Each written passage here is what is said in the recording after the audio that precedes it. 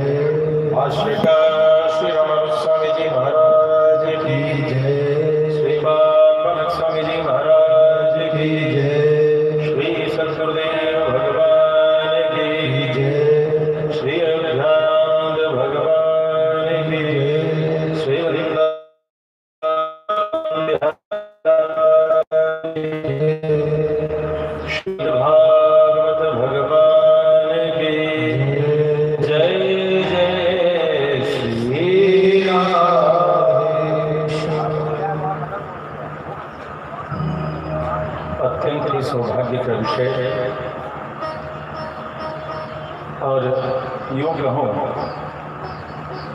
तो एक संयोग का निर्माण हो रहा है। इस लॉकडाउन के खुलने के बाद से 14-15 के समय में जिस जिस क्षेत्र में गया उस क्षेत्र में पुनः आगमन करने की आज्ञा राधा रानी सरकार की हुई है।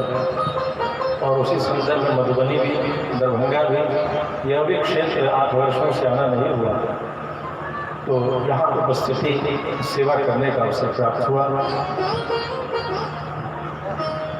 तो इस अद्भुत संयोग के निर्माण करता हमारे श्री वृंदावन बिहारी लाल जी की कृपा से हम सभी आज उपस्थित हैं। और रहस्य की बात यह है कि ये जो युवा शक्ति है, इन्होंने इस कार्य को अपने हाथ में लिया। तो ये जो बांद्री सेना है,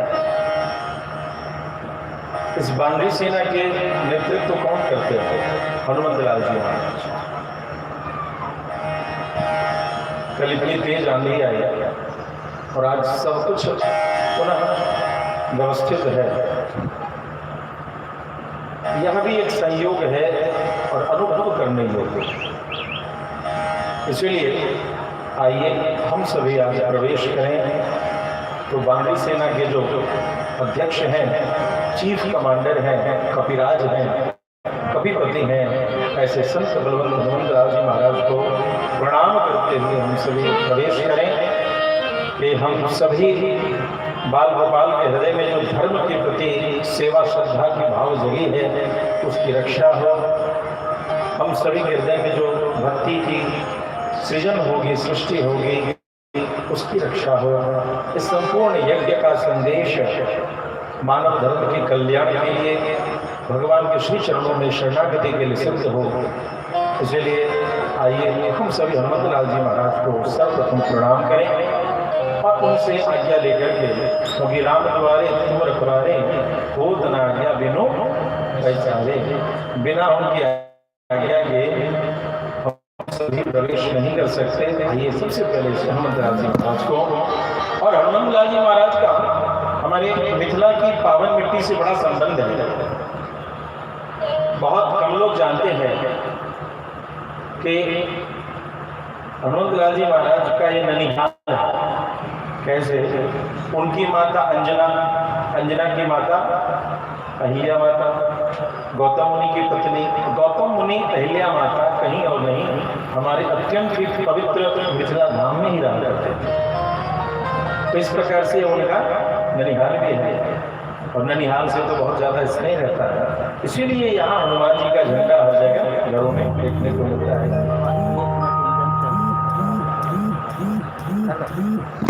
और इस प्रकार से यहाँ यह देखने को मिलता है कि हनुमत लाल जी महाराज यहाँ उपस्थित हैं। उनकी हम सभी स्तुति करेंगे और तत्पश्चात श्रीमद् भागवत कथा में प्रवेश करेंगे।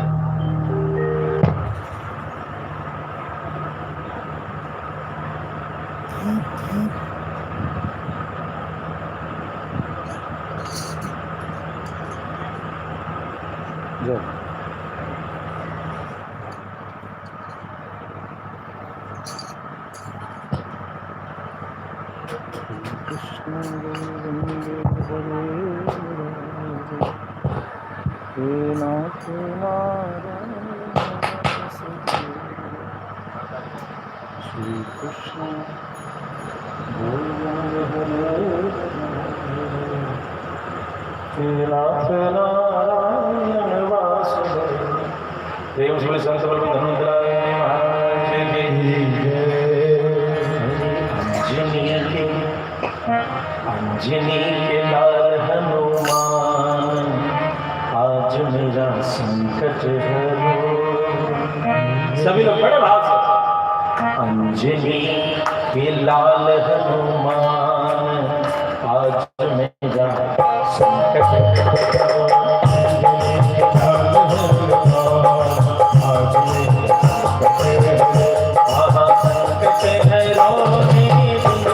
सुनो मेरे सुनते सुनो, संकट हरो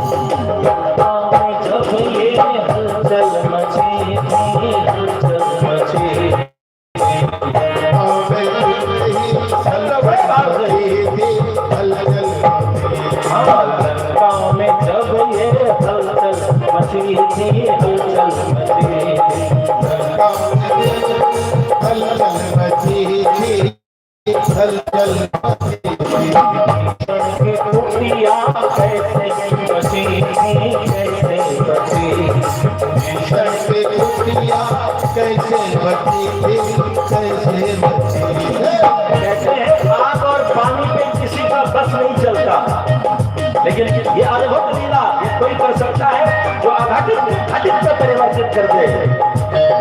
भीषण की कुटिया कैसे बचेगी, कैसे बचेगी, भीषण की कुटिया कैसे बचेगी, कैसे बचेगी। कुटिया में लिखा राम नाम, रात में आके पधारो। कुटिया में लिखा राम नाम, रात में संकट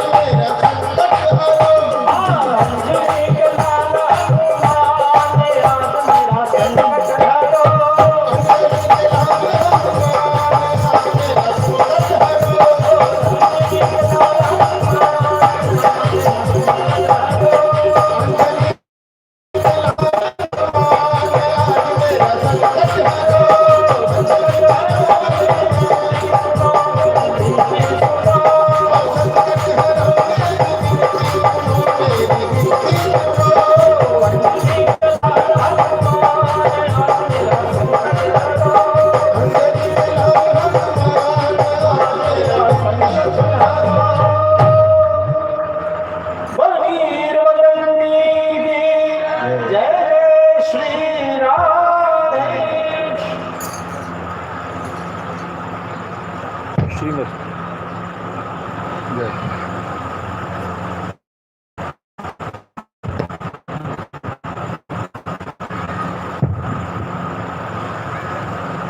राम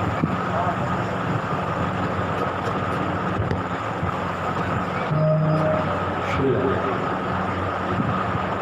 श्री राम श्री राम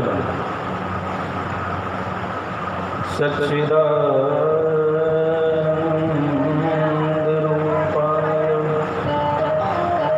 विश्वोत्पत्त्यादिहेतवे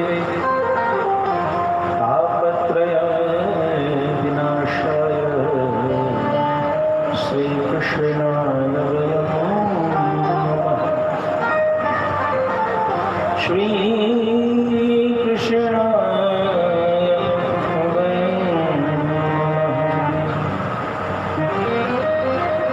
आइए हम सभी जिस भगवान की महिमा को सुनने के लिए उपस्थित हुए हैं, उन भगवान के महिमा में प्रवेश करने से पहले एक श्लोक की एक व्याख्या श्रीमद् भागवत के प्रथम श्लोक में वह व्याख्या उपस्थित है। यद्यपि यह श्लोक एक अनुष्टुप छंद में 32 अक्षर का श्लोक है, लेकिन इसमें 16 गुण भगवान श्याम सुंदर के और 16 गुण भगवती श्री राधिका रानी के, अर्थात 32 अक्षर भगवान के संपूर्ण महिमा को एक पुट में बीज रूप में अपने भीतर रखते हैं। इसके प्रथम पद को देखते हैं।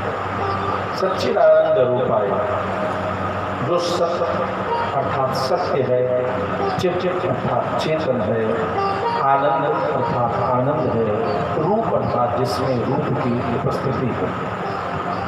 तो सत्य किसको कहते हैं? सत्य की परिभाषा में ही हम सभी उलझ जाते हैं। एक सत्य वो है जो नित्य प्रति घटित हो रहा है। अभी ये हवा बह रही है और ये झंडे हिल रहे हैं, ये भी एक सत्य है जिसको हम सभी देखते हैं, कहते हैं कि जैसा देखा जैसा सुना वैसा कहा, एक सच बोलने वाला। लेकिन जिस सत्य की चर्चा धर्म न दूसर सत्य समाना, जो बाबा तुलसी ने श्री रामचरितमानस में लिखा, वो सत्य कौन है? तैत्तिरीय उपनिषद में ब्रह्मवल्ली में बड़ा सुंदर एक मंत्र आया है, सत्यम ज्ञानम अनंतम ब्रह्म। सत्यम, सत्य क्या है? ज्ञानम अनंतम, जिस ज्ञान का अंत न हो रहा। ध्यान देंगे, सत्य का मतलब ज्ञान। कैसा ज्ञान? जो अनंत हो, जिसकी सीमा निर्धारित न हो। मतलब सभी देश, सभी काल, सभी परिस्थिति में जो सदा एक रस, एक रूप, अव्ययी भाव से विद्यमान है, उसे ही ब्रह्म या सत्य समझना चाहिए। इसी सत्य की चर्चा वेद पुराण में चर्चा के रूप में आती है। क्षणिक सत्य उपासना या साधना का या चिंतन का विषय नहीं है, लेकिन वह जो सत्य है, धर्म न दूसर सत्य समाना। ध्यान दीजिएगा, गीता जी में भगवान ने कहा कि सर्व धर्मा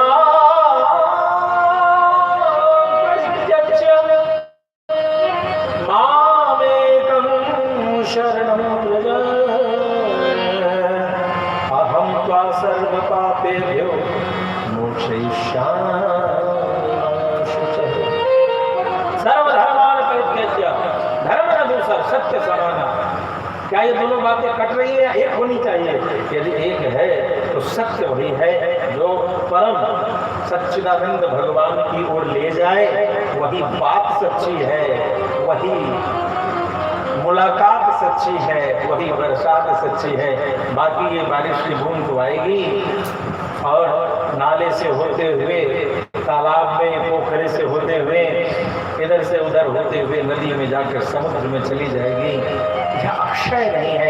अक्षय बरसात ज्ञान की तो वही है जो उस सर्वदेव नमस्कार केशवम प्रतिगच्छते, कहीं भी प्रणाम करो तो केशव को प्राप्त हो। उस सत्य का तात्पर्य वही ज्ञान सत्य कहलाने योग्य है। अनंत ज्ञान वही हो जिसमें अंत न हो, अंत से रहित जिसकी सीमा नहीं हो, असीम ज्ञान वही है जो भगवान ब्रह्म की उपासना में सहयोगी बने।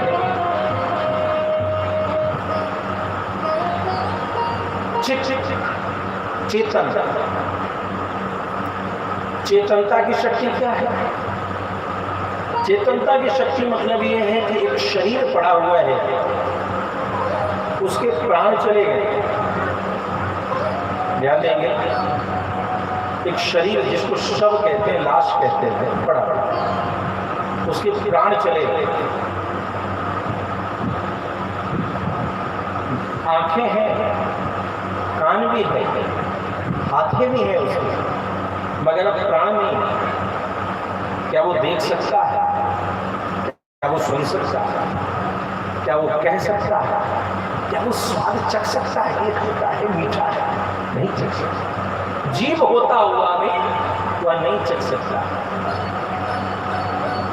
अर्थात ये जो चेतनता की शक्ति हम सभी में विद्यमान है, ये पत्ते हिल रहे हैं, ये हवा वेग के साथ प्रवाहित हो रही है, यह जो चेतनता सृष्टि चक्र का, संस्कृति मतलब आना और जाना, नित्य प्रति जो गुण और ह्रास, कहीं वर्धन हो रहा है, कहीं घटन, क्षरण हो रहा है, घट रहा है, ये जो अलग अलग कृत्य हो रहे हैं, कलाप हो रहे हैं, इसी को चेतनता का परिणाम कहते हैं। वह परमात्मा परम चेतन स्वरूप, सर्व चैतन्य स्वरूप, सभी चेतनों का वही मूल कारक है। प्रश्नोपनिषद कहता है,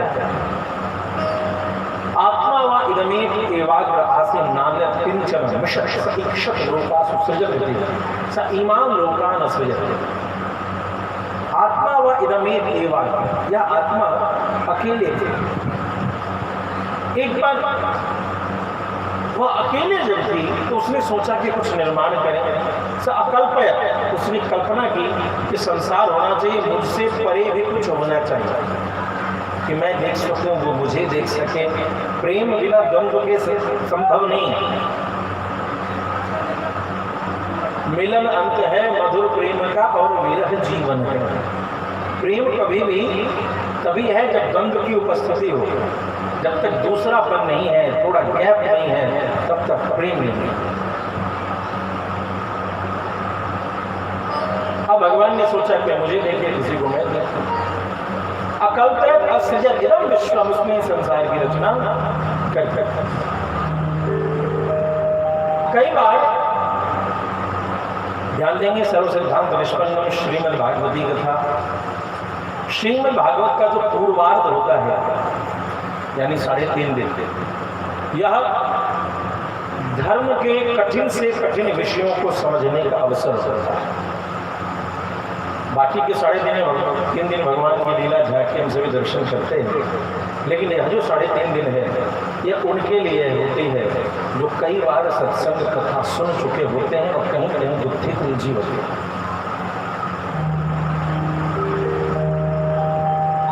ध्यान देंगे,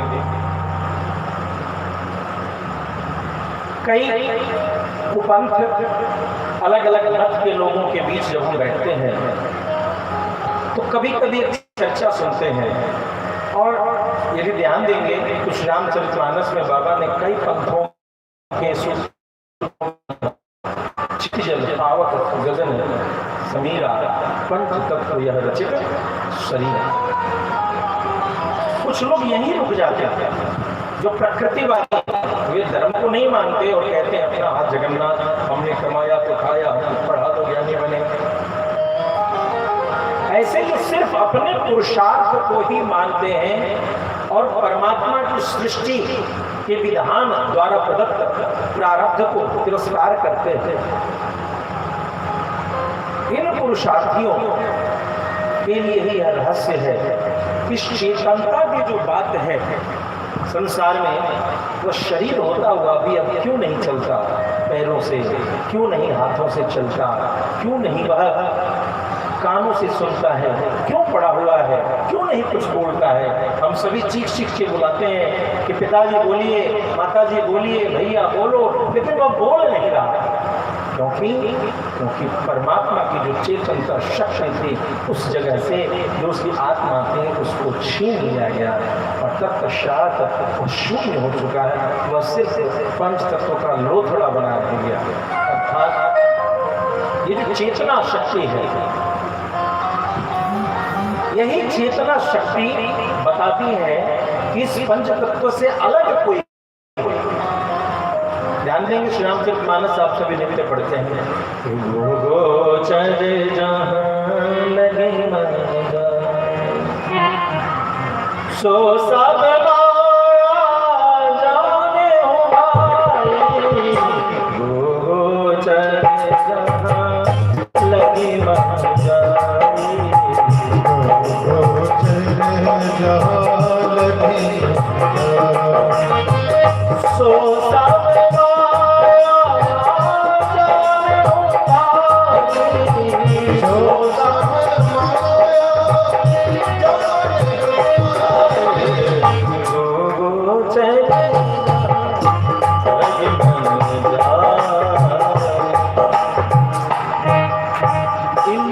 इंद्रियों के विषय जहां तक है वहां तक माया के, अर्थात ध्यान देंगे कई अलग अलग मत हैं जो सृष्टि के प्रकृति के तत्वों को ही आधार मान करके हम सभी को जीने की बात करते हैं। और इसीलिए हमारे जो युवा पीढ़ी है वो मैटेरियलिस्टिक, जिसको भौतिकवादी सोच कहते हैं, उसमें उलझ जाते हैं।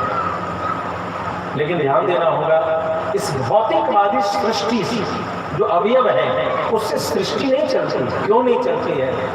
क्योंकि वह मिट्टी का पिंड, ये जो मिट्टी नीचे है, यह मिट्टी कभी कल्पना नहीं कर सकता।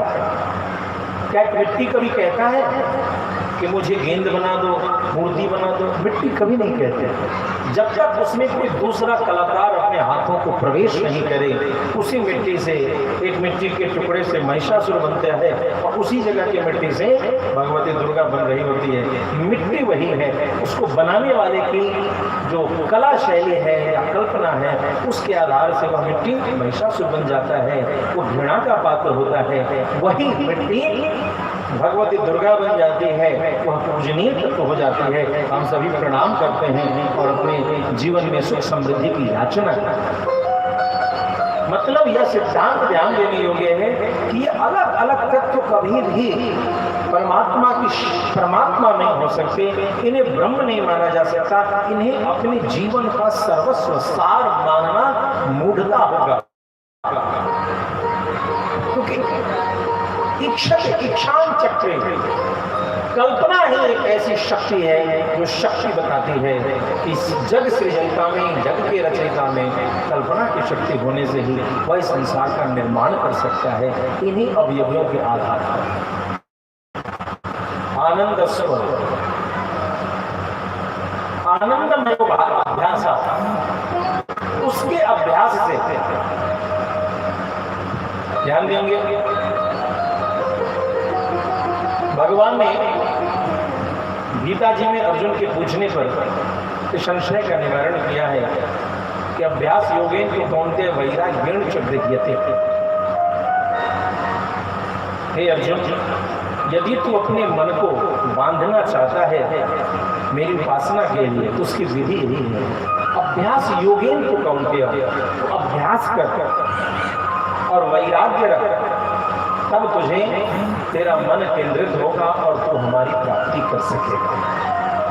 तो आनंदमय अभ्यास ब्रह्मसूत्र का यह मंत्र कहता है कि उसके अभ्यास से ही आनंद की प्राप्ति होगी। कई बार हम सभी एक बढ़िया रसोई वे मीठा पालें और कहें कि आनंद आ गया, तो आनंद शब्द वहाँ नहीं है। आनंद शब्द कहाँ है? जब ब्रह्म के संबंध की बात हो तो ही आनंद शब्द का प्रयोग है। अन्यथा आपने जीवन गुजार दिया। कहते मधु की जितनी व्याख्या कर लो मगर मधु का स्वाद समझ नहीं आएगा जब तक मधु न चाटो। ठीक इसी प्रकार से जब तक जीव भगवत भजन नहीं कर सकता तब तक आनंद की अनुभूति भक्ति किसको है? रसो वैसः रसगुण हियेवा वयं लब्ध्वा आनंदी भवते को हेमान्यतः प्राणादेश आधार आनंद नस्यात् एष हेमानंदयाय।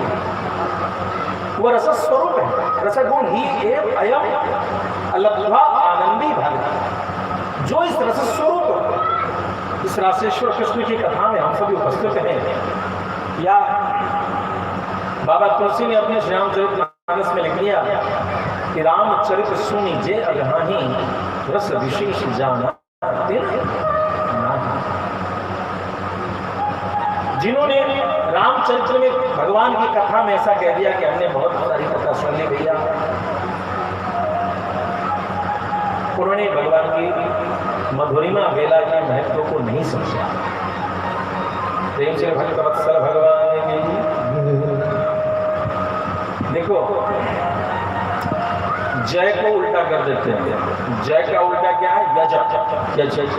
यज मतलब क्या होता है? सेवा का। यज मतलब क्या होता है? सेवा, यजन, यज्ञ करना, भगवान की सेवा करना। तो सबसे छोटी सेवा होती है कि भगवान के नाम जब नाम लिया जाए तो जय बोल दिया जाए। इसको कहते हैं हिलने लगे ना फिटकिरी रंग भी चोखला। यदि जीव अयम ही और एक 2 बार लगाया, निश्चित रूप से जान जाओ कि तुम्हें आनंद की अनुभूति, लाखों मिठाई खा जाओ, लाखों फल खा जाओ, की प्राप्ति कर लो, तुम कभी जीवन में नहीं समझ सकोगे कि आनंद किसको कहते हैं। जब आनंद की मीमांसा की जाने लगी कि आनंद के बारे में फिर भी कुछ कहा जाए, वर्तमान जो मर्त्य लोक में धरती पर उपस्थित हैं उनके समझाने के लिए अब भगवान नहीं मिलेंगे तो आनंद नहीं मिलेगा, तो धरती पर कोई तरीका है? तो हाँ तरीका है। तो कहा कि संपूर्ण भूमंडल का एकाधिपत्य हो जाएगा। एक तरीका है भगवान मिल जाए, और एक तरीका है सारे भूमंडल का एकाधिपत्य की प्राप्ति हो जाए,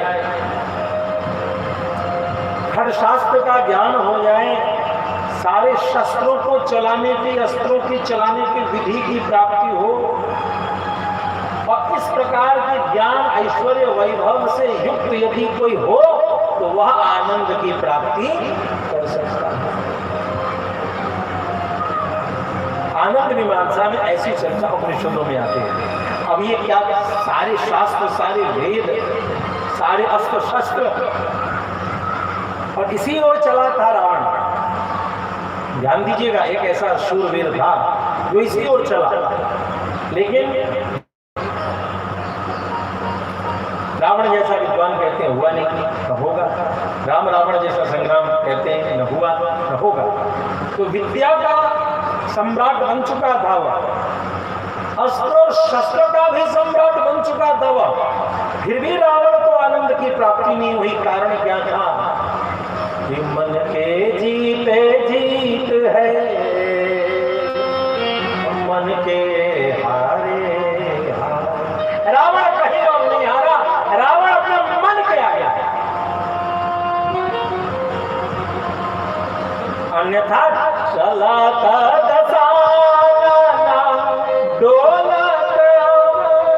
चलता था तो धरती थर-थर कांपती थी।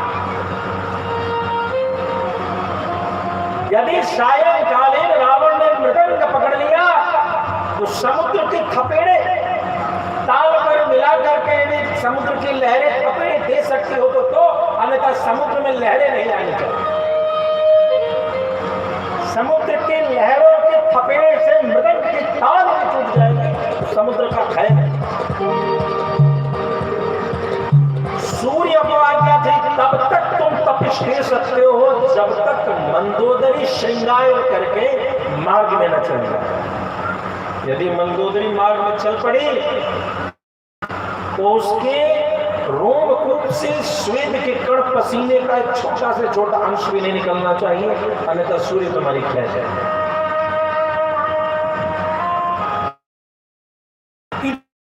इतना प्रबल सामर्थ्य रखने के बाद भी रावण को आनंद की प्राप्ति नहीं हुई, क्योंकि अस्त्र शस्त्र खड्गशास्त्र वेद पुराण और संपूर्ण त्रिलोकी पर विजय अपने आधिपत्य को स्थापित करने के बाद भी वह राजा किसका नहीं बन सका, वो अपने मन का बादशाह नहीं हो सका, अपने मन का गुलाम बना रहा, मन उसको दौड़ाता रहा। मन एक दिन एक वनवासिनी के ऊपर आ गया, अकेली झोपड़ी में रहने वाली उस माता मैथिली के ऊपर आ गया, और परिणाम रावण का सर्वनाश हो गया। परिणाम रावण का सर्वनाश हो गया, उसे उस आनंद की प्राप्ति नहीं हो सकी। तो देवियों सज्जनों, आनंद की एक व्याख्या बहुत विशाल है।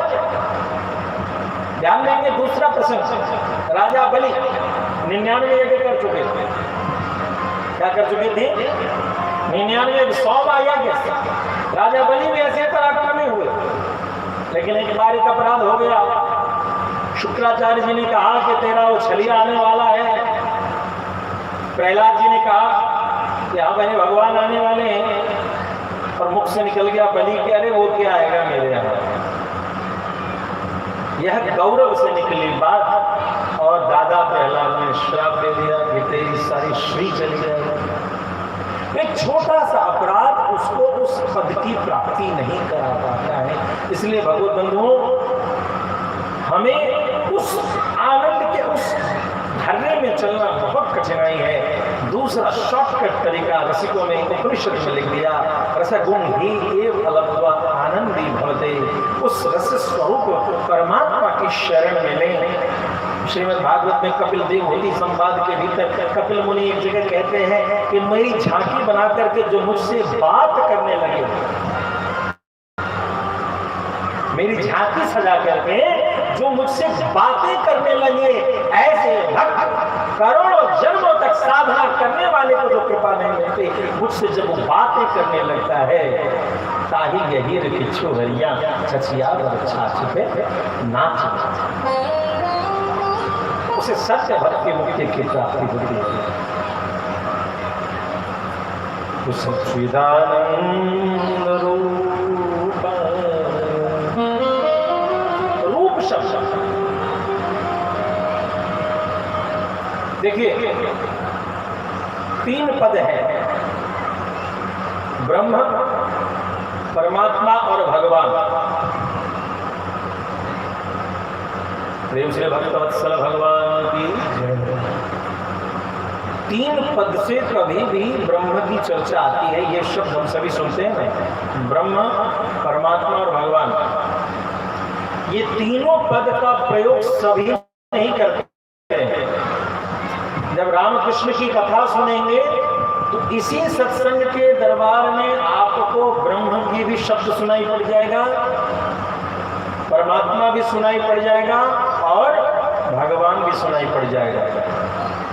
लेकिन कई ऐसे सत्संग हैं जिसमें महीनों क्या सालों सत्संग हो जाएंगे, लेकिन भगवान शब्द नहीं सुन सकते। तो अंतर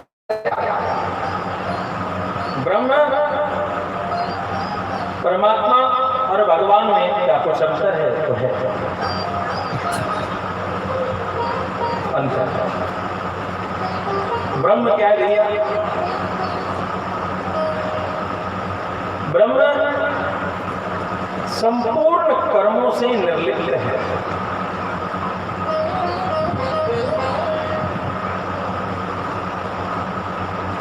ब्रह्म जो है कोई भी कर्म को करने वाला नहीं होता। ब्रह्म में निर्गुणता दिखती है। ब्रह्म कैसे है? निर्गुण है, निष्काम है, निष्कपट है। उनमें किसी भी प्रकार से कोई परिवर्तन नहीं दिखता। अर्थात जो न कुछ करता है और न कोई जिम्मेदारी लेता है। यह ब्रह्म के दरबार में तो जीवात्मा की स्थिति क्या होती है? तो जीवात्मा की स्थिति होती है कि वह जो अपने कर्मों को करता है उसका फल वो प्राप्त करता हुआ रहता है। इसको इस कथा के रूप में समझते हैं।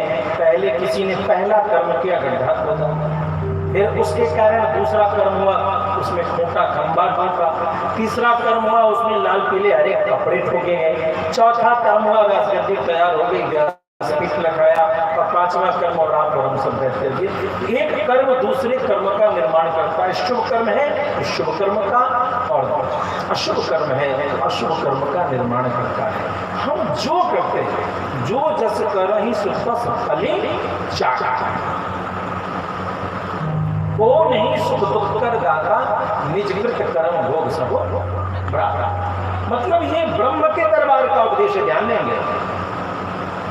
श्री भक्तवत्सल भगवान की हमारे कर्मों का ही लेखा जोखा हम सभी को मिलेगा। ये ब्रह्म के दरबार का। परमात्मा क्या हुए?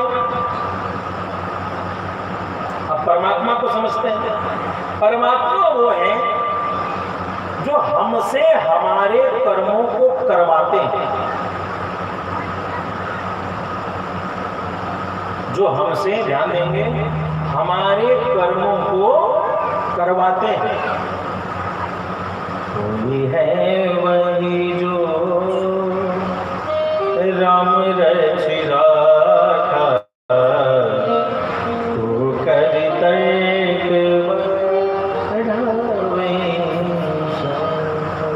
वही होगा जो हमने सोच लिया है। जो प्रभु हमसे करवा लें, परमात्मा, इस जीवात्मा का जो स्वामी है परमात्मा और हम उसके प्रजा हैं, वह अपने कर्मों को हमसे करवाता है।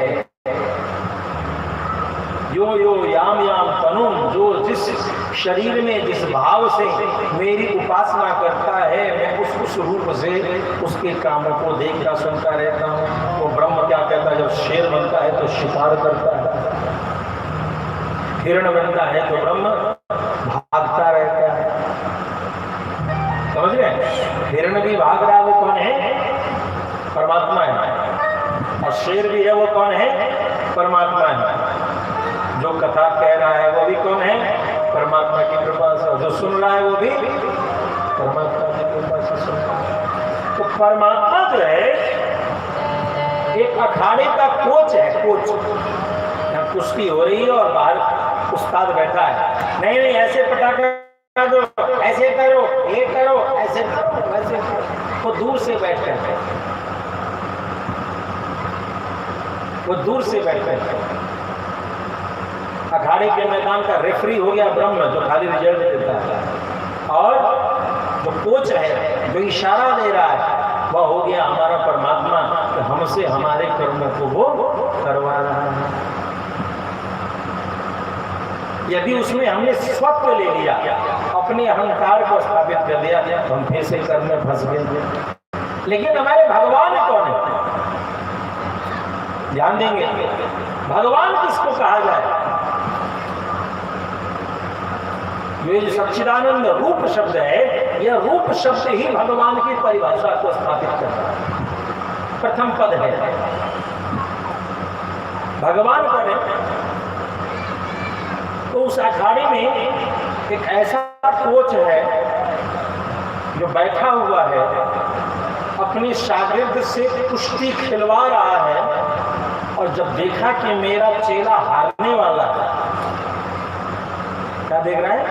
कि मेरा चेला अब हारा, अब लगा इसको पटाखा कैसे, तो बैठ करके खाली इशारा नहीं देता है, जरूरत पड़ने पर अखाड़े में बोल भक्तवत्सल भगवान की। इसीलिए भगवान कैसे भक्तवत्सल, भगवान अपने भक्त से अपने कर्मों को कराते रहते हैं, लेकिन इस कलिकाल में भी कई भक्तों के जीवन में, और यह क्षेत्र तो महात्मा भोले बाबा सरकार जैसे अद्भुत संतों का क्षेत्र रहा है, संतों के जीवन में देखने को मिलता है कि चेला जब आगे बढ़ता है, भगवान का भक्त आगे बढ़ता है, और इस कलिकाल में कई प्रकार के प्रपंच, झूठ, सच, परेशानियां आती हैं, तो क्या होता है? तो भगवान जरूरत पड़ता है तो कूद करके बीच मैदान में खुद आ जाते हैं। तो भगवान हमारे कैसे हैं? वो है कि हमें खेल तो खिलाते हैं, लेकिन जब हम अपने प्रारब्ध के कारण हमारा पुरुषार्थ व्यर्थ हो रहा होता है। और एक पुरुषार्थ हम करते हैं कि प्रभु आपके सहारे हम हैं, ऐसा पुरुषार्थ देखते ही भगवान उस मैदान में आ जाते हैं, हमारी शक्ति बनते हैं। इसीलिए भगवान अवतरित होकर के कभी राम बनते हैं, कभी कृष्ण बनते हैं, कभी वामन बनते हैं, कभी नरसिंह बनते हैं। भगवत बंधुओं ध्यान देंगे, भगवान तो ऐसे दयालु हैं कि जिस शब्द से हमें कोई पुकार ले तो हमें बुरा लग जाए, वो हमारे माता पिता ही क्यों ना हो। यदि किसी के माता पिता अपने बच्चे को कहते हैं सुअर है रे तो हमें घृणा लगती है, लेकिन भगवान हमारे ऐसे दयालु हैं कि भगवान सुअर का भी रूप धारण करते हैं और भक्तों की रक्षा। प्रेम से भगवत्सल भगवान की, तो यही भगवत सत्ता इस प्रथम पद में सच्चिदानंद रूपा विश्व पत्याली है कबे,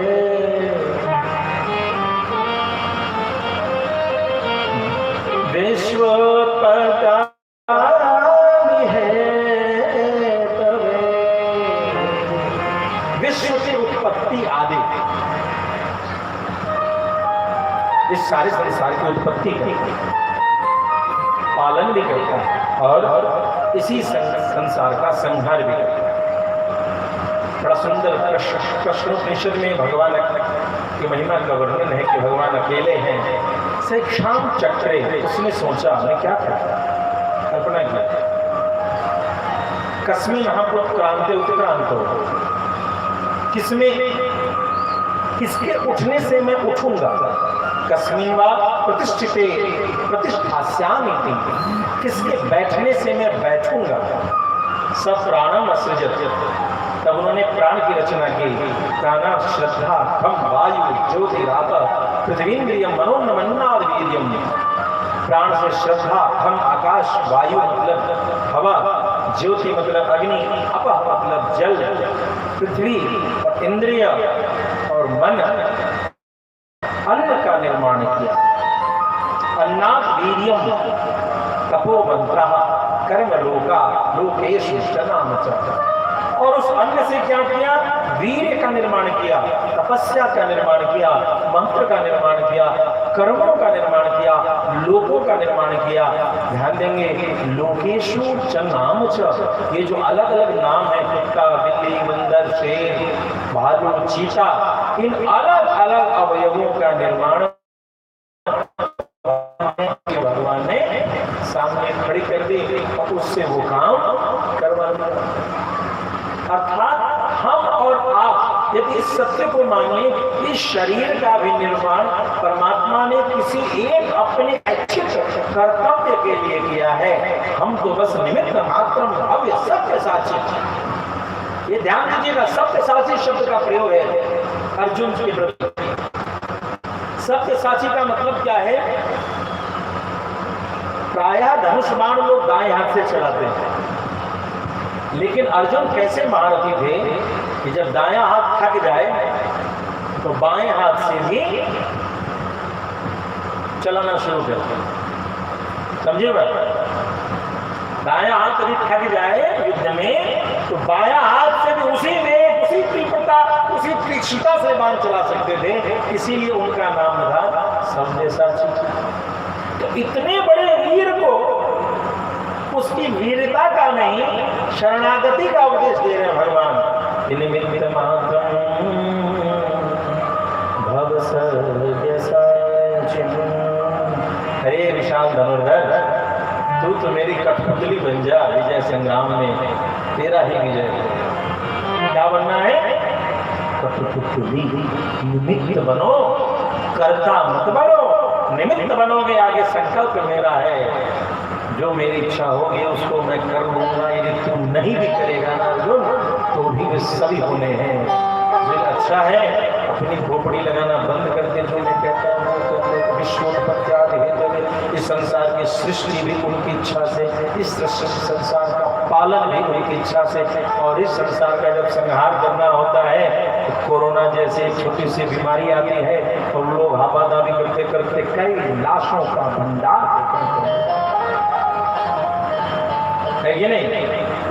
और जब ये चर्चा चल रही थी तो आपने ध्यान दिया होगा उस समय कई ज्योतिष और ऐसे धार्मिक पीठ की चर्चा आती थी। इस समय संपूर्ण सृष्टि को रुद्र ने अपने अंडर में ले लिया और जब रुद्र की सृष्टि चलनी प्रारंभ होती है, भगवान श्रीमन नारायण की आज्ञा से जब भगवान संहार के रूप में धारण करने लगे तो जो सज्जन थे वो हरि कीर्तन कर रहे थे और जिनको हरि पे विश्वास नहीं था, अपने भुजा पर विश्वास, बहुत पुरुषार्थ कर रहे थे। कई लोग घर में काढ़ा पी करके बच गए और कई लोग जमीन जत्था बेच के इलाज करा, फिर भी रुद्र के कोप से नहीं बचे।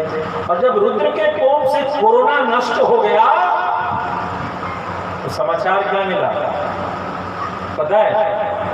बाबा दर्शन दे रहे हैं ज्ञानवापी में, सब लोग हम लोग देख रहे हैं। दे रहे हैं कि नहीं दे रहे? बहुत दिन दूर नहीं है जब बाबा विश्वनाथ का हम सभी को दर्शन हो। नमः पार्वती पतये हर हर महादेव। अद्भुत लीला, कोरोना समाप्त और बाबा सामने अब दर्शन दे रहे हैं और सारी दुनिया मान रही है कि नंदी प्रतीक्षा में जिस बाबा के थे अब बाबा ने वो दर्शन दे दिया और हम सब भी उस दर्शन को करने के लिए अब आगे बढ़ेंगे उत्साह के साथ। तो विश्वोत्पत्त्याय तापत्रय विनाशाय, तीनों का आदिदेही आदिदेवी आदिभौतिक दैहिक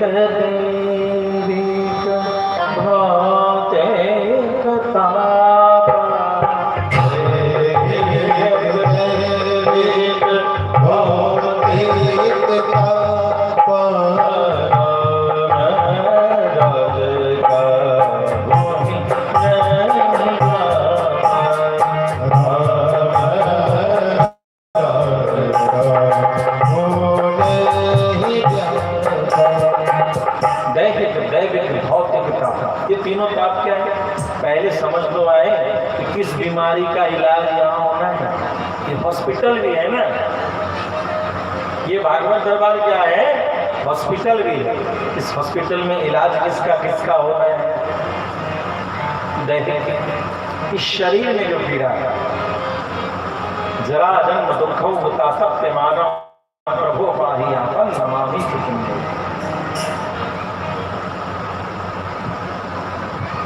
पढ़ते नमामि शमीशा निर्वाण रूपम, पढ़ा कीजिए। घर में रामचरितमानस हो, गीता जी हो, भागवत जी हो, उसी घर को हिंदू का घर कहना चाहिए, नहीं तो पता नहीं भैया किसका घर है, मगर वो हिंदू नहीं कहलाता। इसलिए घर में रामचरितमानस जरूर हो, एक दो दोहा जरूर पढ़िए। सरल है, बाबा तुलसी ने लिख दिया है, सरलता के साथ पढ़ लो, लेकिन इतना सरल मत समझना, बहुत गंभीर भी है। लेकिन सुनो, बहुत गंभीर है। एक चौपाई, दैहिक दैविक भौतिक तापा, राम राम नहीं काहू ही व्यापा। ये तीनों ताप कैसे हैं? जो तापत त्रय विनाशाय, श्रीमद् भागवत भी कहती है कि तीनों तापों का नाश होगा यहाँ। अर्थात यदि राम राज्य कहीं है तो भागवत के दरबार में वो राम राज्य है। बाबा तुलसी ने राम राज का नहीं कहा हो गया, और इधर भागवत जी कहते हैं ताप त्रय विनाश। ये तीनों ताप क्या है? दैहिक शरीर के ताप,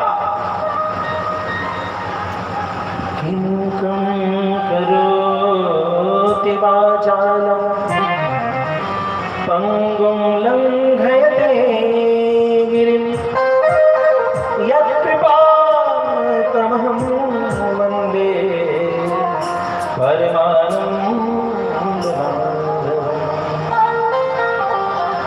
मूकं करोति वाचालं, मूकं करोति वाचालं।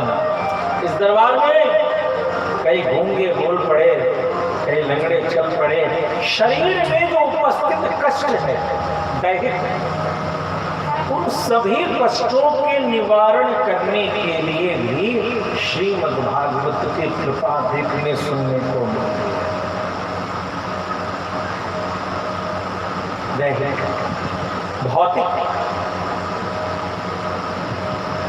भौतिकता क्या है?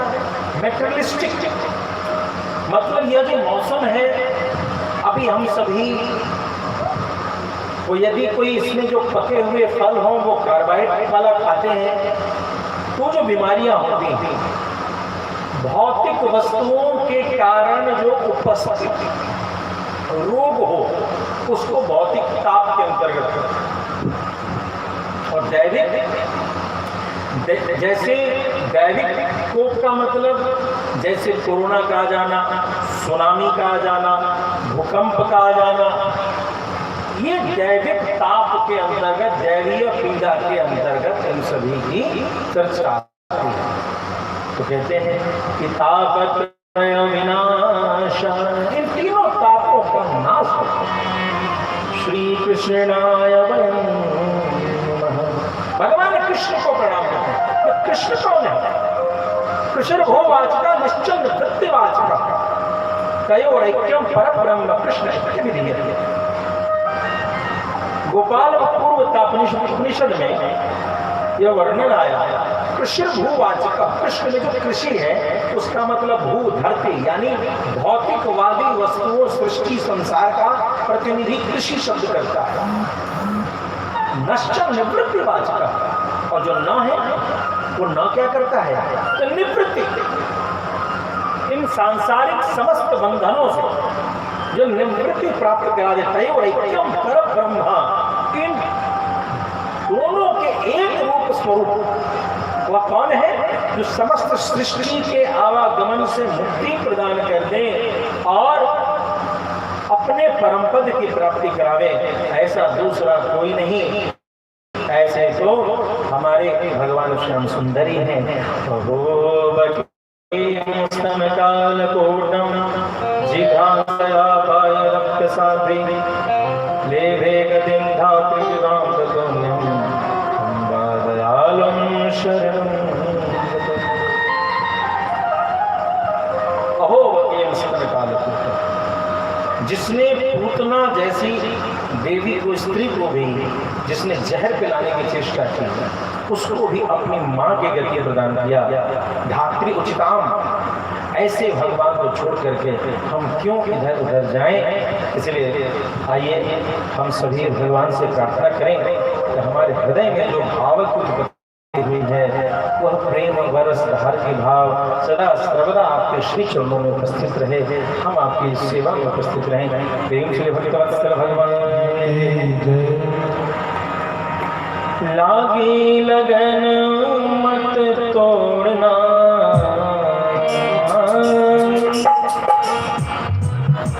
लागी लगन मत तोड़ना, हरि जी मोरी लागी लगन मत तोड़ना, हरि जी मोरी लागी लगन मत तोड़ना, लागी लगन मत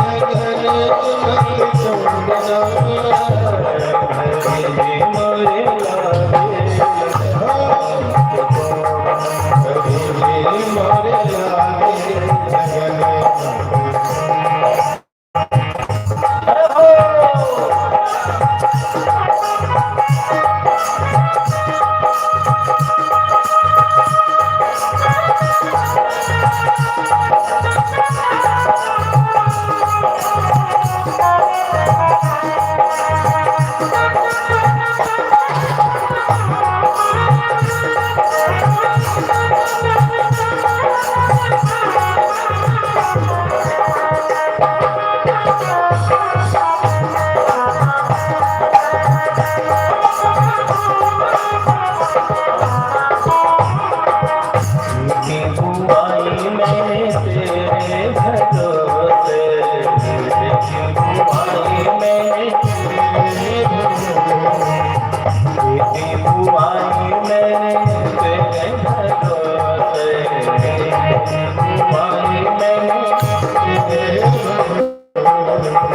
Oh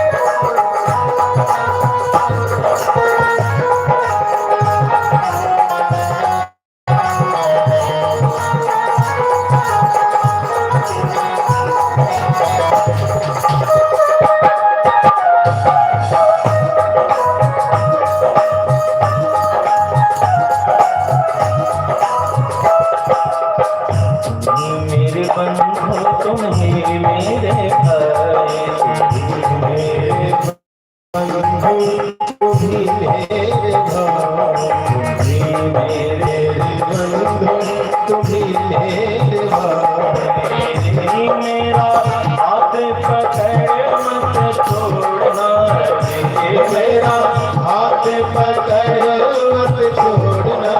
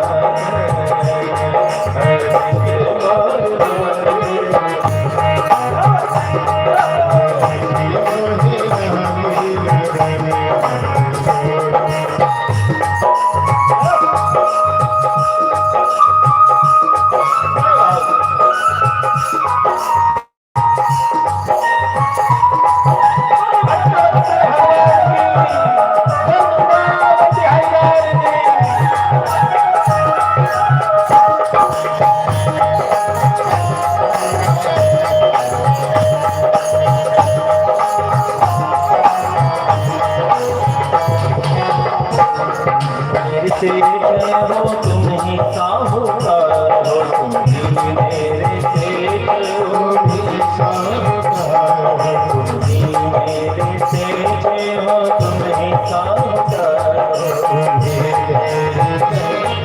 तुम ही साहूकार हो। मेरे ब्याज पे ब्याज मत जोड़ना, मेरे ब्याज पे ब्याज मत जोड़ना,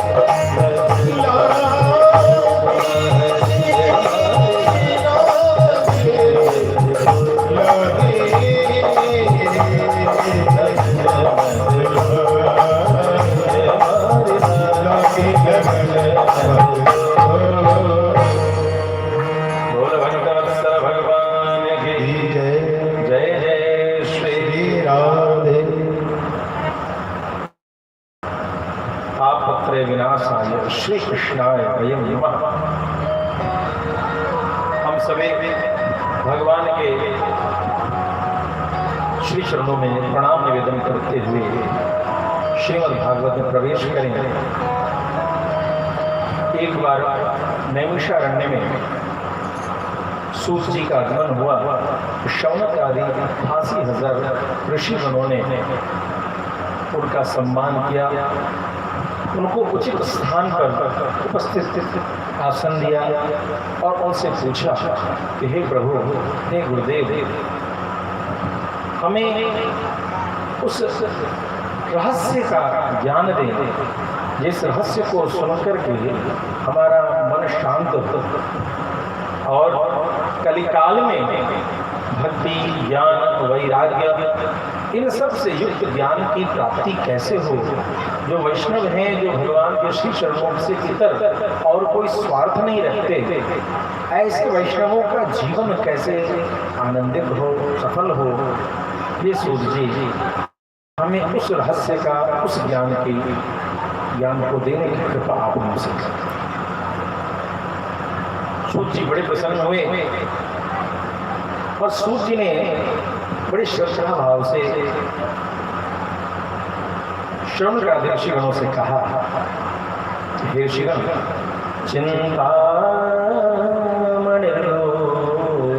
सुखम सुरद्रो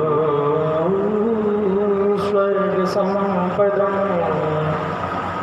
प्रयच्छति गुरु प्रीता वैकुंठम योगी दुर्लभम चिंतामणि लोक सुखम। चिंतामणि एक ऐसी मणि है जो इस संसार के धरती पर मर्त्यलोक में जो भी कुछ कामना हो जिस वस्तु की, उस वस्तु को जो दे दे उसका नाम है चिंतामणि। चिंतामणि लोक सुखम। और स्वर्ग के यदि किसी वस्तु को चाहिए तो क्या करें? सुरद्र स्वर्ग संपदा। सुरद्र कल्प वृक्ष से जाकर के हम कुछ मांगते हैं तो हमें उसका क्या मिलता है? स्वर्ग की सारी संपत्ति कल्प वृक्ष दे सकते हैं। प्रयच्छति गुरु वैकुंठम योगी दुर्लभम। लेकिन गुरुदेव को भी एक वृक्ष बताया, एक मणि के रूप में। सूत जी कह रहे हैं यदि गुरुदेव प्रसन्न हो जाए तो क्या होगा? वैकुंठम योगी दुर्लभम। योगियों को जो दुर्लभ गति वैकुंठ गति है उसकी प्राप्ति आचार्य की कृपा से सत्य हो जाती है। प्रेम से सदगुरुदेव भगवान की जय। शौनक आदि ऋषिगण, आपके मन में बहुत प्रेम है, प्रीति शौनक चित्ते यतो वच्मि विचार्य च। इसलिए विचार करके बोलूंगा। जब भी कभी कोई प्रेम से पूछे तो आप विचार करके बोलो कि रही मन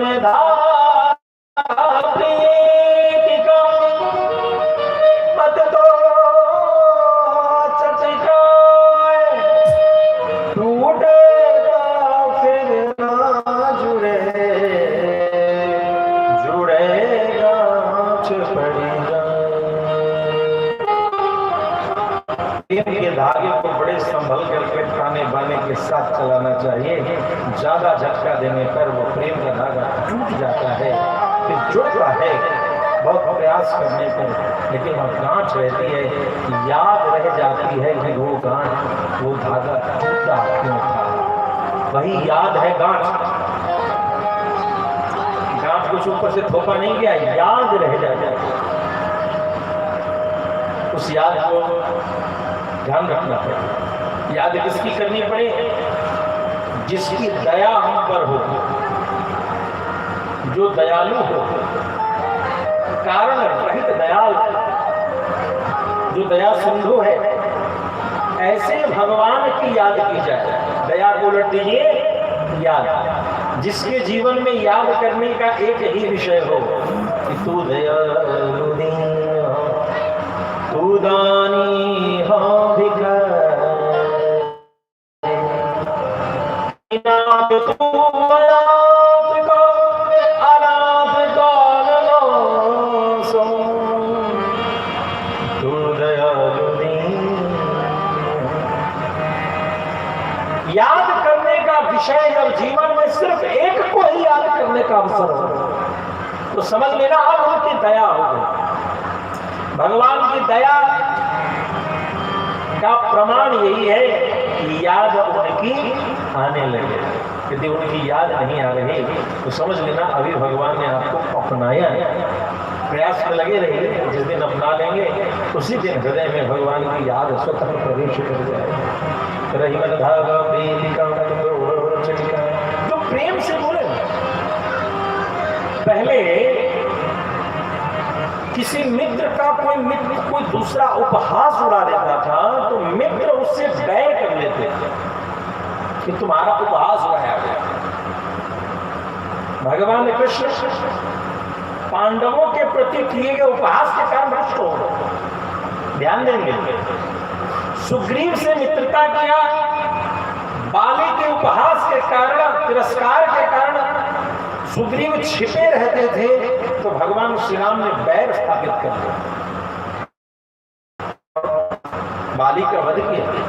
लेकिन आज की मित्रता कैसी है? जब दो लोग बात कर रहे हैं और हंस हंस के एक दूसरे को गाली दे रहे हैं और बढ़िया बढ़िया, तो समझ लीजिए दोनों बड़े पक्के मित्र हैं। तो क्या कर रहे हैं? एक दूसरे को छुट्टा गाली दे रहे हैं। यानी अब अपमान करने की तीसरे की जरूरत नहीं है। एक दूसरे का जो अपमान हास्य में जबरदस्त तरीके से कर रहा हो वही सबसे अच्छा मित्र हो। कहते हैं कि अरे आप मित्र ही तो हैं, इतना बोल दिए तो बुरा मानो। भगवान की डिक्शनरी को शुद्ध कीजिए। ये नई रिवाज चल गई है कि मित्र मित्र को गाली देगा तो ही पक्का मित्र कहेगा। कई नए रिवाज हैं। पति का जूठन पत्नी खाए तो वो नारी शोषण, और बर्थडे के दिन सबके नाक आंख मुंह में पूत पात के खाए तो बड़ा अखंड प्रेम की प्राप्ति है। नहीं, पति यदि खा के उठ रहा हो और पत्नी को खाना पड़ जाए तो नारी का शोषण पूरा एकदम, उसमें जो है महिला आयोग को बुला लिया जाए। मेरे पति रोज मुझे अपनी थाली में खाने को कहते हैं, बड़ा अपमान है, नहीं खाना चाहिए। एकदम नहीं, बहुत सारा इन्फेक्शन होता है। लेकिन जिनको इन्फेक्शन अपने बाप की थाली में बैठ के खाने से होता है, अपने पति की थाली में खाने से हो जाता है, वो जो बर्थडे को जो नाक आंख मुंह पता नहीं कहाँ कहाँ लीपा पोती करके जो स्वाद देता है, ओहो, ऐसा स्वाद कभी मिला है? ऐसे ना बर्थडे मनता है वो, ऐसा स्वाद लेता है जैसा स्वाद बानरों नहीं लेता होगा किसी चीज को खाकर। बंदर भी बड़ा स्वाद का रसिक होता है, कुत्ता भी जीव निकाल निकाल करके स्वाद देता है। लेकिन ये रिवाज ऐसा नया नया आ रहा है तो कंफ्यूज है आदमी, सच क्या है गलत क्या है। प्रेम से भगवत्सल भगवान की, तो अपने प्रेमी से, अपने लोगों से बोलने में यह विचार कीजिए कि वह जो आपसे बोल रहा है कहीं ऐसा तो नहीं कि आपकी बोली के दो अमृत बूंद, दो शीतल बूंद उसके हृदय को शांति दे देंगे। यदि उस शीतलता की जरूरत है तो वही शीतलता प्रदान करें बड़ी आसरा से। जब मित्र भी धोखा दे देते हैं तब उस परम मित्र की याद आता है। इस दुनिया में हर आदमी जीवन का प्रैक्टिकल अनुभव है कि जिसके मित्र अच्छे होते हैं एक बार वो भगवान की ओर नहीं देखता, लेकिन जिसको मित्र भी दगा देने लगते हैं, मित्र फिर से विश्वासघात मिलने लगता है, वो बेचारा कहीं का नहीं रहता। उसे हमेशा भगवान की याद आती है कि अब तो भगवान ही मेरी रक्षा करेंगे। जैसे विभीषण को याद आती थी, जैसे मारीच थर-थर कांपने लगा था, ये सारे इसी प्रकार से भगवान की याद करते हैं। मैं विचार करके तुम्हारे प्रश्न का उत्तर देता हूं। हे ऋषिगण, आपने जो प्रश्न पूछा इस कलिकाल में जीव के संतप्त हृदय को शांति कहाँ से मिलेगी? भगवान के परम भक्त भगवान के चले जाने के बाद कैसे मन को शांत करके रखेंगे? उनकी जीवन की शक्ति क्या होगी? जीवन का रस क्या होगा? तो मैं आपको बताता हूँ, उनको श्रीमद् भागवत के शरण में जाना चाहिए।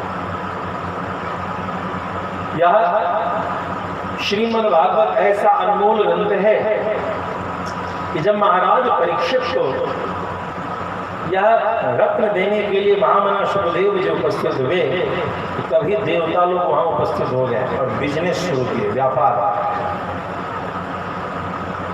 और वो व्यापार के साथ इस कथा को आप हमें दे दीजिए, जो मरने का भय वो हम दूर कर देंगे। हम क्या करेंगे भैया? तो हम ऐसा है कि इसको अमृत ही पिला देते हैं, न रहेगा बांस न बजेगी बांसुरी, एक क्या हजारों तक्षक डसेगा फिर भी ये अमर हो जाएगा। तक्षक का ही प्रॉब्लम है, सो अभी हम दूर किए,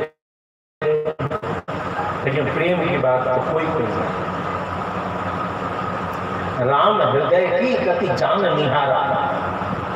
बाबा तुलसी ने लिखा कि भगवान ही जानते हैं किसके हृदय में क्या चल रहा है। महामना सुखदेव जी ने मुस्कुरा के कहा, अरे सुनो इंद्र, तुम्हें पता नहीं है, तुम ठगने चले आए, कांच का टुकड़ा देते और मानते हीरा हो। अरे मूर्ख, यह जो तेरा अमृत है यह मृत्यु को दूर कर सकता है, मगर भय को दूर नहीं कर सकता। यदि सब कुछ होता तो समय समय पड़ने पर जब दैत्य और दानव आक्रमण करते हैं तो तुम सभी देवता दौड़ करके भागते हो गुफाओं में, कंदराओं में। भगवत्सल भगवान, मरोगे नहीं मगर पिटाई का तो डर लगेगा, मरोगे नहीं मगर सोटा जो लगेगा उसकी पीड़ा तो होगी। मैं जो दे रहा हूं ना, इसको पीने के बाद ना जन्म की चिंता रहेगी न मरण की चिंता रहेगी, ये बड़ी आनंद से रहेगा। यह सुख दुख लाभ हानि जैसा सबसे परे हो जाएगा। ऐसे ही अनमोल इसलिए इंद्र, यह व्यापार तुम्हें करने नहीं आया और हम घाटे का सौदा नहीं करेंगे। एक बार मैं बताऊं, एक बार अपने गुरु भाई थे सेठ थे, किसी कथा में थोड़ा सा दक्षिणा कम मिल गया तो उनसे हमने चर्चा की कि फलना जगह थोड़ा घाटा लग गया। तो बड़े मुस्कुरा करके बोले, गुरु भाई एक बात बताएं, हम लोग आपको प्रणाम करते हैं तो हम बनिया मिट्टी बेच करके भी बना लेते हैं। क्या कहें? हम बनिया मिट्टी बेच करके भी बना लेते हैं, कोयला बेच करके बना लेते हैं, अब तो भस्म का भी पैकेट बिक रहा है, बना लेते हैं। भस्म क्या है? बिक रहा है कि नहीं बिक रहा है? सब बेच के बना लेते हैं। हम आपको कहते हैं गुरु जी, आप कहते हैं घाटा लग गया। तो घाटा कैसे लग गया? घाटा लग गया मतलब क्या? व्यवस्था में कम लगे उसको छूट दी जाए। मतलब ये कि भगवान के दरबार में घाटा लगने का तो गुरु जी कैसे होने चाहिए जो घाटे का सौदा न कर। शुरुआत में ही कथा है, सुखदेव जी ने के घाटे का सौदा कराना चाहते हो? घाटे का सौदा नहीं होगा, सौदा होगा तो फायदे का होगा। कांच लेकर के हीरा लेने के लिए चलो इधर से ड्रामा आरंभ करो। आप महामना परीक्षित को उन्होंने कथा सुनाई। तो उस कथा के बारे में स्थिति ये हुई कि 7वें दिन महाराज परीक्षित को मोक्ष की प्राप्ति। इस बात को सुन करके अनुभव करके ब्रह्मा जी आश्चर्य पड़ गए, यह कैसे संभव है? उन्होंने क्या किया? एक तराजू लिया, तराजू पर एक तरफ तप व्रत तीर्थ दान सबके पुण्य को रखना शुरू किया और एक तरफ पलड़ा में क्या रख दिया? श्रीमद् भागवत जी के पुण्य को रख दिया। सारे के सारे तीर्थ व्रत तप जप सबका जो पुण्य का जो गौरव था, जो भार था, वह क्या हो गया? हल्का ही रह गया। और भागवत भगवान की जो महिमा का पुण्य का जो वसन था वो ज्यादा रहा। यह देख करके ब्रह्मा जी आश्चर्य में पड़ गए। धन्य है यह श्रीमद् भागवत की कथा और धन्य है इस कथा को सुनने वाले कहने वाले। धन्य है यह श्रीमद् भागवत का आनंद उत्सव कि जिसके पुण्य के आगे संसार के समस्त पुण्यों के जो वजन है वो कम पड़ जाता है। प्रेम से भक्तवत्सल भगवान की। पूर्व काल की बात है, सनकादि ऋषिगण भ्रमण करते हुए बद्री विशाल पहुंचे और वहीं पर उन्होंने देवर्षि नारद को चिंतित मुख से देखा। दुखी थे, चिंतित। अरे कहां से आना हुआ, क्यों दुखी हो, कहां से आ रहे हैं, क्यों चिंतित हो, क्या मन में जाते होता है? नारद जी, जैसा मैं जानता हूं आज तक आप लाभ और हानि, जस अपजस इन सब से परे हैं। तो जो लाभ हानि, जन्म मरण, जस अपजस से परे हो, वो भला दुखी चिंतित क्यों, क्या कर रहा है? अच्छा बताइए। नारद बाबा बोले, हाँ आपने बात सही किया। मैं कलयुग के दोषों को देखते हुए इधर उधर भ्रमण करता रहा और भ्रमण करता हुआ जब मैं यमुना जी के किनारे पहुंचा तो उस जगह पर मैंने वहां क्या देखा, इस वृंदावन में एक देवी जो है बैठ के विलाप कर रही है, छाती पीट पीट करके रो रही है। उसके गोद में दो प्राउड से मतलब उमरगर दो पुरुष लेटे हुए थे और अनेक स्त्रियां उनको चमर सेवा जल आदि पूछ रही थी। चूंकि मैंने कलयुग में कई दुखों को देखा था, रोते हुए देखा, परेशान लोगों को देखा, तो मैंने वो भी देखा और आगे बढ़ता चला गया। तभी उस देवी ने जब अनुभव किया कि मैं देखते हुए जा रहा हूँ, उसने मेरी पुकार लगाई और कहा कि हो साधो क्षणं तिष्ठ मच्चिन्तामपि नाशय दर्शनं तव लोकस्य सर्वथागहरणं तव लोकस्य सर्वथा।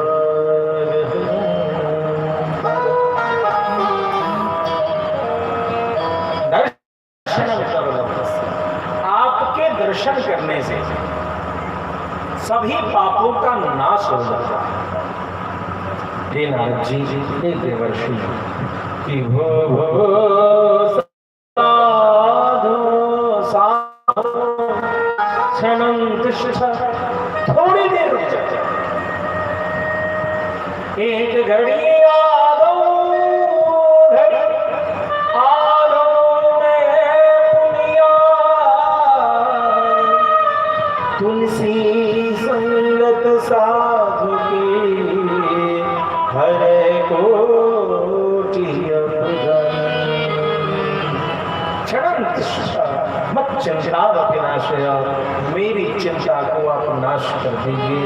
प्रेम से भगवत्सल भगवान की जय। शरीर के रोगों को दूर करने के लिए कई औषधालय हैं, कई चिकित्सालय हैं, कई बड़े बड़े सर्जरी हो जाते हैं, लेकिन दिल के रोगों को दूर करने के लिए, मन के रोग को दूर करने के लिए भगवान के मधुर मंगलमय कथा से बड़ी कोई औषधि नहीं है। ये मन का रोग दूर करने का सबसे बड़ा हॉस्पिटल है।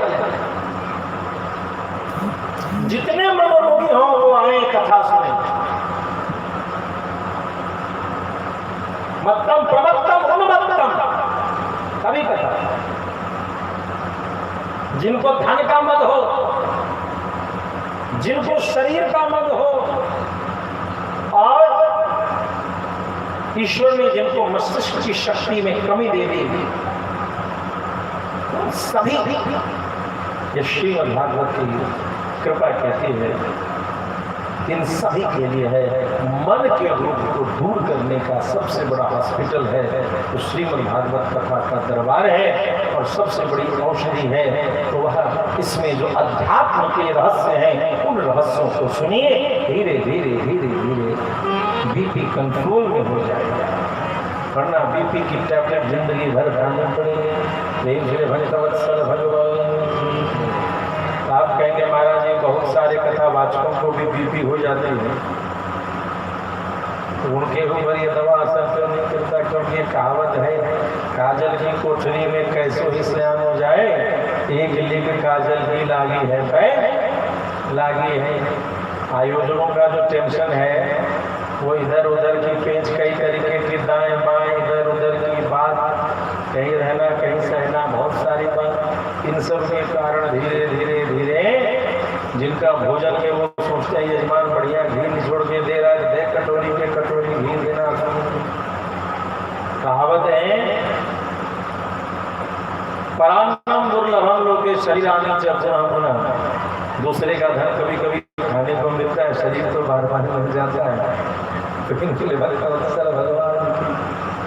हम लोग परेशान कब होते हैं जब उसी दिन बेरोजगार है, ठाकुर जी ने सेवा नहीं ली, और जिस दिन ठाकुर जी कृपा करते हमेशा दूसरे की ही रोटी खा रहे होते हैं। जब ठाकुर जी की सेवा होती है, अच्छा दूसरा पता नहीं, वो दूसरा पर का मतलब क्या होता है? पर का मतलब पराया, और पर का मतलब दूसरा। उसके सिवा दूसरा कोई दूसरा है क्या? प्रेम से भक्त वत्सल भगवान की एक पर का मतलब पराया, एक पर का मतलब परम। ऐसा कौन कोई पराया बचा? वही परम है जो पराया के रूप में सामने खड़ा है। उस परम को देख करके इस पराये को कर लोगे, उस पर के साक्षी मान के इस पर से व्यवहार कर लोगे, तो यह पर भी अपना हो जाएगा, यह पर भी अपने प्रेम का, साधना का, उपासना का वो माध्यम बन जाएगा। दो पर है, पराया और पर। प्रेम से भक्त वत्सल भगवान की। तो इस तरीके से उस देवी ने थोड़ी देर के लिए रुकने के लिए कहा, और मैं वहाँ रुका। रुक करके मैंने उस देवी से पूछा कि हे देवी तुम कौन हो, कैसे का हो? कहाँ से तुम का नायका पद्मलोचना वद देवी सविस्तार स्वस्थ दुःखस्य कारणम्। देखिए ध्यान से, गुरु जी क्या कहते हैं, तुम कौन हो? आजकल चेला जी लोग गजब तरीके से सवाल पूछते हैं, लेकिन गुरु जी कहते हैं क्या? कि वद देवी सविस्तार, विस्तार पूर्वक अपनी चर्चा को कहें। आचार्य के पास, गुरुदेव के पास जब जाएं, उनसे जिज्ञासा करें तो वो खेल बुझक्कर वाला खेल न करें। सविस्तार स्वस्थ दुख से कारण, अपने दुखों का कारण विस्तार पूर्वक बताओ, क्या घटना घटी। क्योंकि जब विस्तार पूर्वक आप कुछ बोलते हैं तो श्रद्धा विश्वास की बातें समझ में आती है। इस शरीर में कितना तापमान है, जैसे थर्मामीटर दिखता है, वैसे ही जब आप शब्द बोलते हैं तो आचार्य को समझ में आ जाती है कि आपके हृदय में क्या भाव, क्या मनोवृत्ति चल रही है। तो बताओ क्या बात?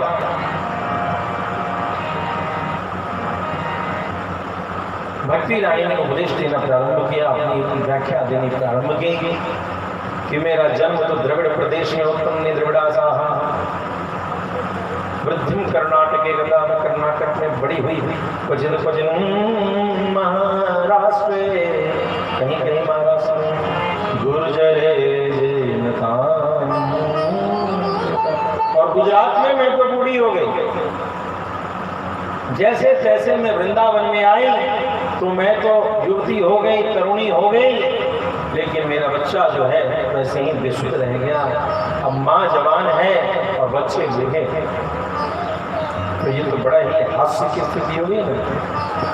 उस माँ से पूछो जिस माँ के सामने उसका बरगद सा विशाल बेटा सामने जा होता है, उस माँ से पूछो कि हानि किसको,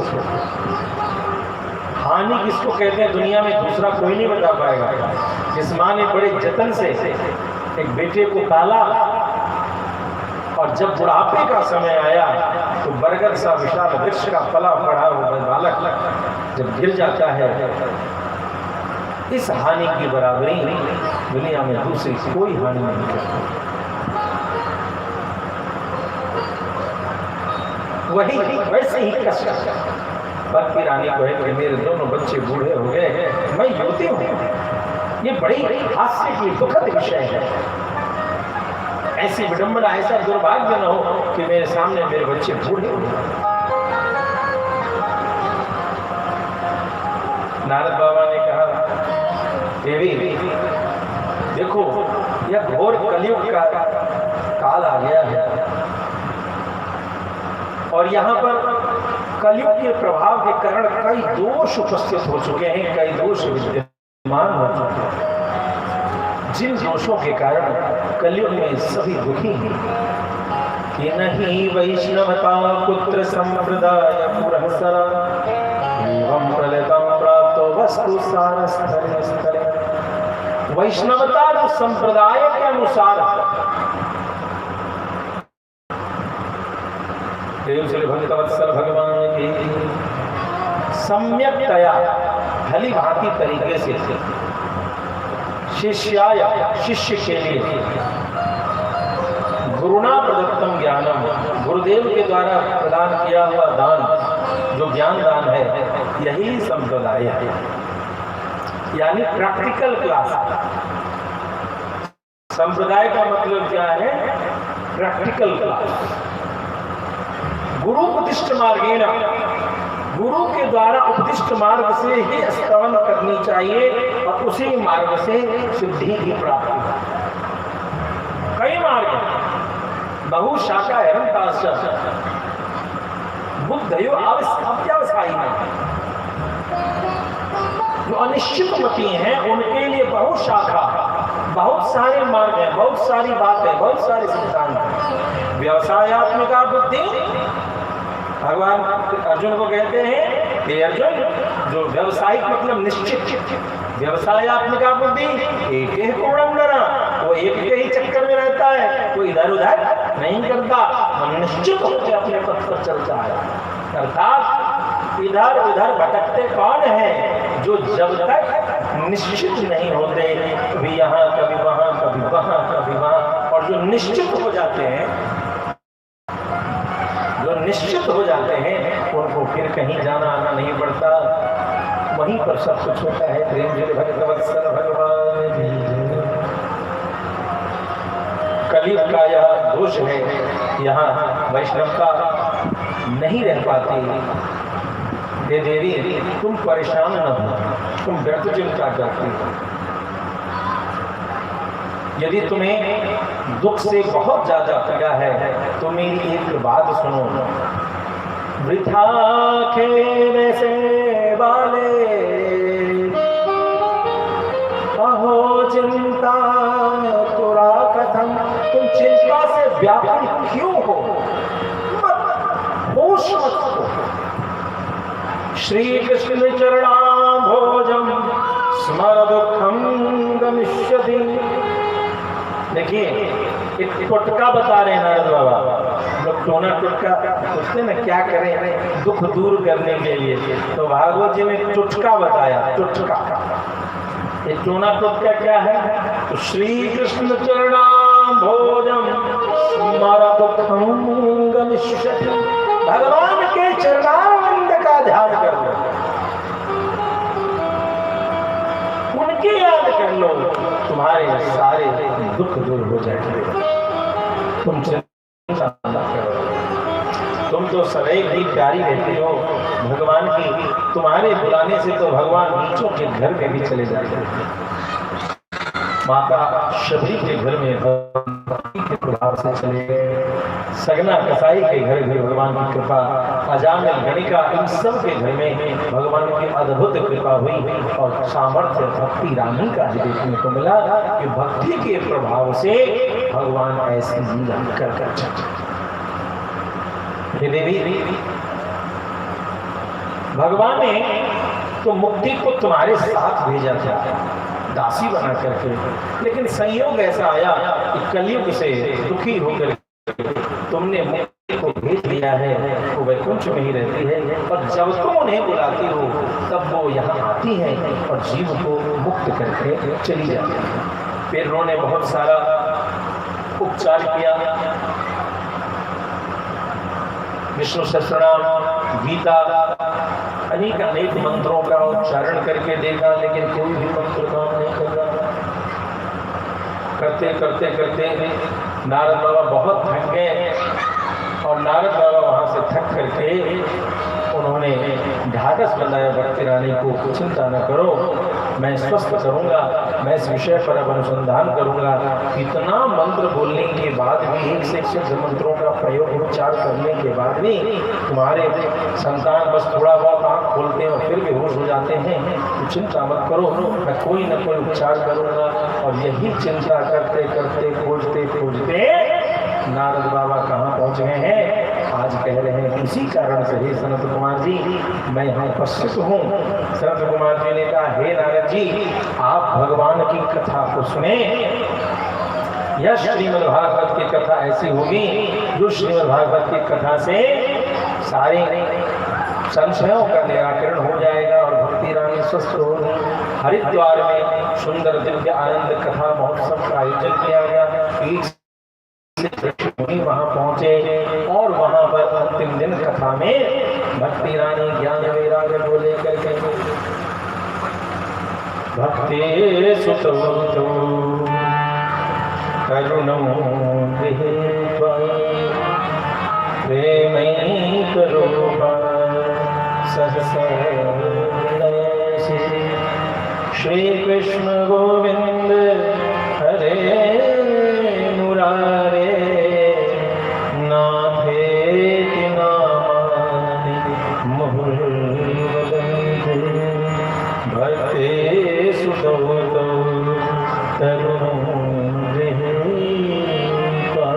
ज्ञान वैराग्य दोनों तरुण अवस्था को हो गए। उन दोनों का हाथ उठाते हुए भक्ति रानी बीच सभा में खड़ी हो गई। श्री कृष्ण गोविंद हरे मुरारी हे नाथ नारायण, श्री कृष्ण गोविंद हरे मुरारी हे नाथ नारायण वासुदेवा करके खड़ी हो करके झूमने लगी, नाचने लगी। सब देख करके दंग रह गए। क्या रे ये कथा के अर्थ से प्रकट अद्भुत लीला है। कथा के अर्थ से प्रकट यह अद्भुत लीला क्या देखने को मिल रहा है। देखो आज इस बीच में ज्ञान वैराग्य को तरुणावस्था की प्राप्ति हो गई, ये युवक हो गए, अस्वस्थ थे वृंदावन में। कहाँ स्वस्थ थे? वृंदावन में। और उपचार कहाँ किया जा रहा है? हरिद्वार में किया जा रहा है। श्रीमद् भागवत कथा का यह प्रभाव है कि तुम्हारे हमारे पितर संपूर्ण भूमंडल में ही नहीं 14 भुवन में जहां कहीं भी होंगे, यह श्रीमद् भागवत की कृपा से उन समस्त पितरों भागवत की अपरंपार कृपा है। तुम्हारी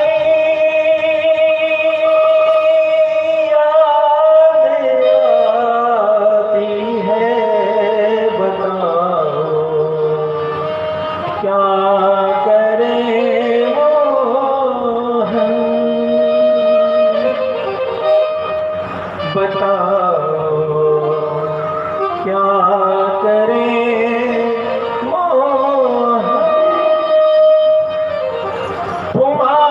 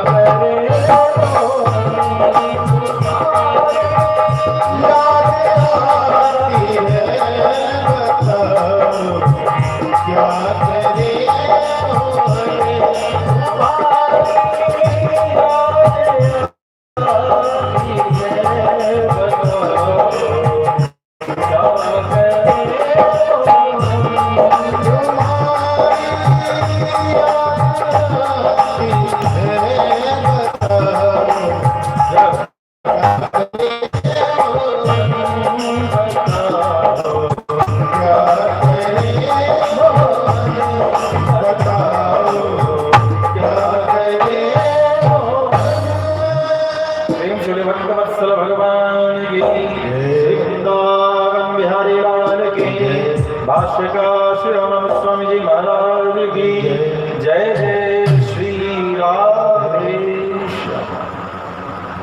पुनः हम सभी 5 बजे से उपस्थित होकर के कथा का आनंद लेने के लिए उपस्थित होंगे। अभी विलम्ब हो गया, 2 बज रहा है। आप सभी लोग प्रसाद आदि प्राप्त करें। पुनः 5 बजे से जय जय श्री राधे, जय जय श्री राधे।